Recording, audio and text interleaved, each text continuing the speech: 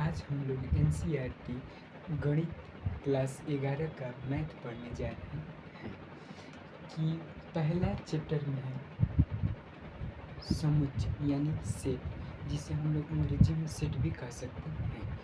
तो आइए हम लोग समुच्चय यानी समुच्चय क्या है इसके बारे में हमें कुछ अध्ययन नहीं है, इसके बारे में हमें कुछ जानना है, प्राप्त करना है। आइए हम लोग इसके बारे में जानते हैं। मैथ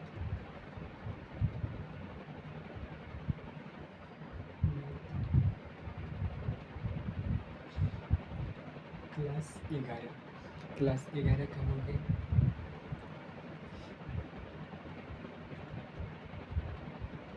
समुच्चय। हमारा पहला चैप्टर है समुच्चय।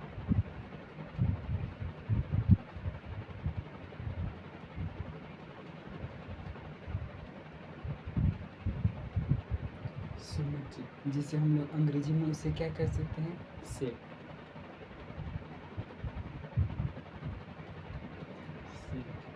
समुच्चय, समुच्चय आखिर परिभाषा, समुच्चय की आखिर परिभाषा जानेंगे तभी तो उसका सवाल बना सकेंगे ना।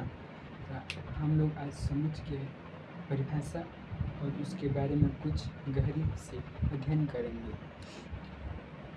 समुच्चय, समुच्चय हो गया, इसकी यहाँ से लिखते हैं कुछ, इसके बारे में कुछ मौखिक बता देते हैं। समुच्चय यानी समुच्चय सिद्धांत।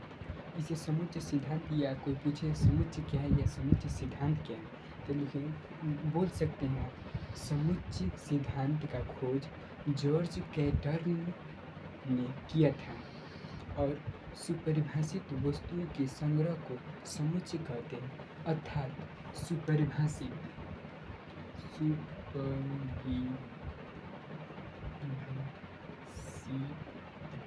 सुपरिभाषित, आखिर सुपरिभाषित का अर्थ क्या है? सुपरिभाषित, तो देखिए हम लोग शुरू से उसके टॉपिक को बोलते हैं। समुच्चय सिद्धांत का खोज जॉर्ज कैटर्न ने किया था और सुपरिभाषित वस्तुओं के संग्रह को समुच्चय कहते हैं। सुपरिभाषित का तात्पर्य यहाँ वस्तुओं की निश्चित संख्या से है। सुपरिभाषित का तात्पर्य यहाँ वस्तुओं की निश्चित संख्या से है, अर्थात वस्तुओं की संख्या का ऐसी अमवार जिसकी संख्या निश्चित होती है वह समुच्चय कहलाता है। समुच्चय कहलाता है। चलिए उसको हम लिख देते हैं डस्टर की जगह। ये देख सकते हैं, इससे मैं मिटाता हूँ।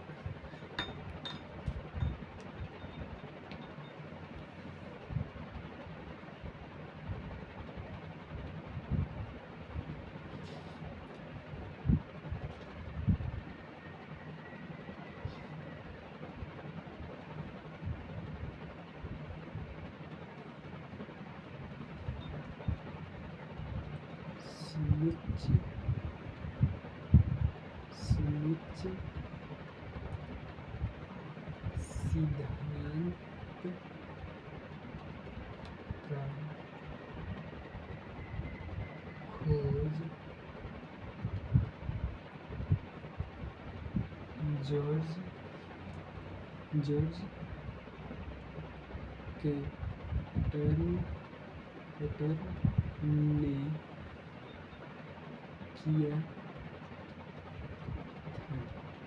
समुच्चय सिद्धांत का खोज जॉर्ज कैटर्न ने किया था।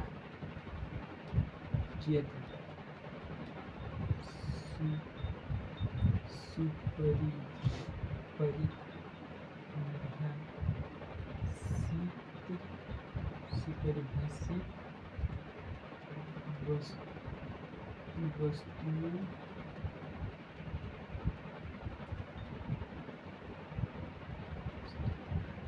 के संग्रह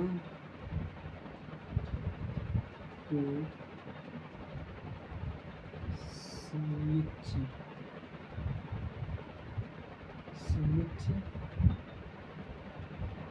कहते हैं। समुच्चय कहते हैं। सुपरिभाषित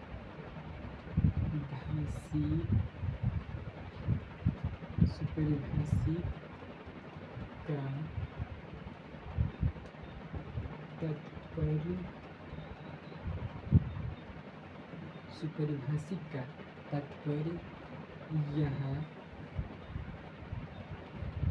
वस्तुओं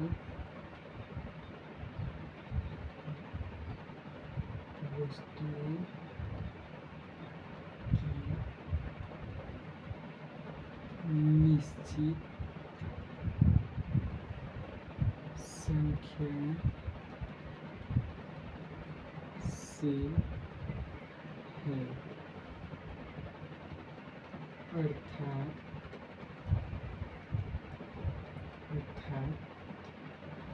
वस्तुओं की संख्या का ऐसी अनुवाद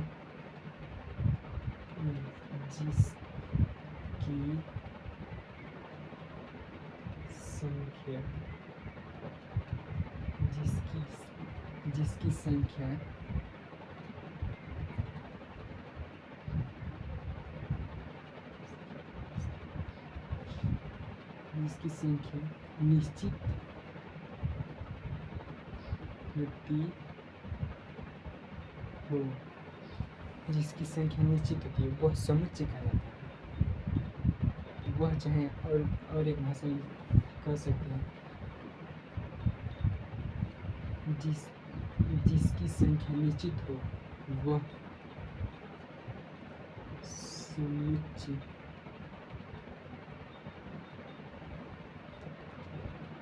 कहलाता है। समुच्चय कहलाता है। एक बार पढ़ते हुए, समुच्चय सिद्धांत का खोज जॉर्ज कैटल ने किया था। सुपरिभाषित वस्तुओं के संग्रह को समुच्चय कहते हैं। सुपरिभाषित का तात्पर्य यहाँ वस्तुओं की निश्चित संख्या से है, अर्थात वस्तुओं की संख्या का ऐसी अनुवाद जिसकी संख्या निश्चित होती हो वह समुच्चय कहलाता है। और जैसे में हम लोग लिखेंगे, जैसे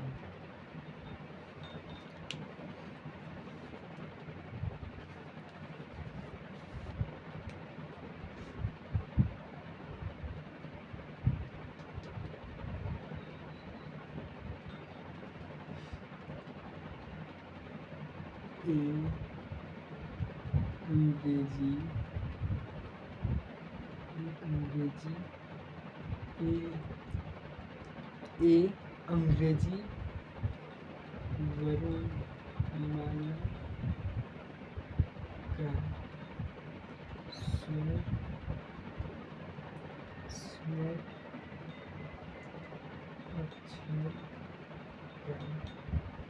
स्वर अक्षर का ये हो गया। ये क्वेश्चन है, जैसे हम बता रहे हैं कि देखिए ये ए बराबर ये हो गया, और इसे हम लोग मझिला कोष्टक यानी इस तरह मझिला कोष्टक, तो हमारा स्वर अक्षर क्या हो गया, ए ई आई ओ यू। अब इसे हम बंद कर लेंगे। ये हमारा पहला परिभाषा कंठस्थ हो गया। इसमें एकदम सिंपल भाषा में है। सुपरिभाषित वस्तुओं के संग्रह को समुच्चय कहते हैं।